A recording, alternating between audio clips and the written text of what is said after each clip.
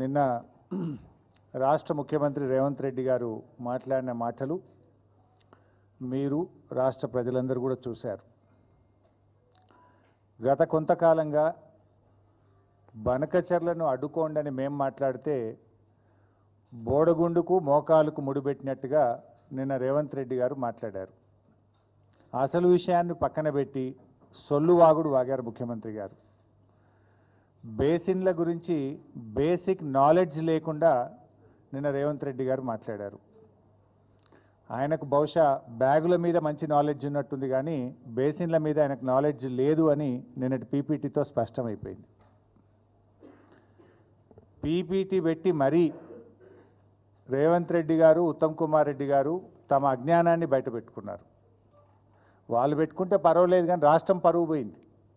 మా రాష్ట్ర నీటిపారుదల శాఖ మంత్రి, మా రాష్ట్ర ముఖ్యమంత్రి ఇంత కనీసమైన బేసిక్ నాలెడ్జ్ లేకుండా ఉంటారా అని రాష్ట్ర ప్రజలు నవ్వుకునే పరిస్థితి. ఈ రాష్ట్ర ముఖ్యమంత్రి ఇంత అజ్ఞానిగా ఉంటాడా అని చెప్పి ఇవాళ దేశం ముందు పరువు పోయే పరిస్థితి వచ్చింది.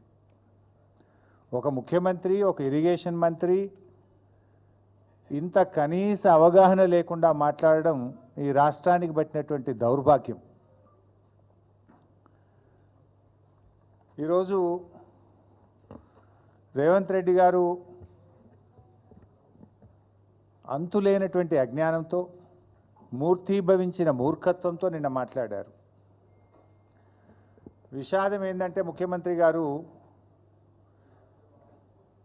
దేవాదుల ఏ బేసిన్లో ఉందని అడుగుతాడు.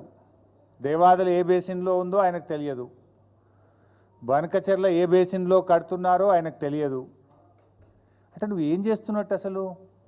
బనకచెర్ల ప్రాజెక్టు మీద ఆంధ్రప్రదేశ్ 6 నెలల నుంచి పనిచేస్తుంటే 6 నెలల నుంచి జీబీ లింక్ గురించి ఆంధ్రప్రదేశ్ కేంద్ర ప్రభుత్వానికి ఉత్తరాలు రాస్తూ, కేంద్ర ఆర్థిక మంత్రిని కలుస్తూ, కేంద్ర జలవనరుల మంత్రిని కలుస్తూ ఆంధ్రప్రదేశ్ ముందుకు పోతుంటే నేను అమాయకంగా ముఖ్యమంత్రి గారు అడుగుతాడు, బనకచెర్ల ఏ బేసిన్లో ఉంది అని అడుగుతాడు. అంటే నీకు ఎంత కమిట్మెంట్ ఉందో, నీకు ఎంత సిన్సియారిటీ ఉందో, 6 నెలల నుంచి నువ్వు ఎంత శ్రద్ధ పెట్టినవో తెలియకనే నేను బయటపడ్డది.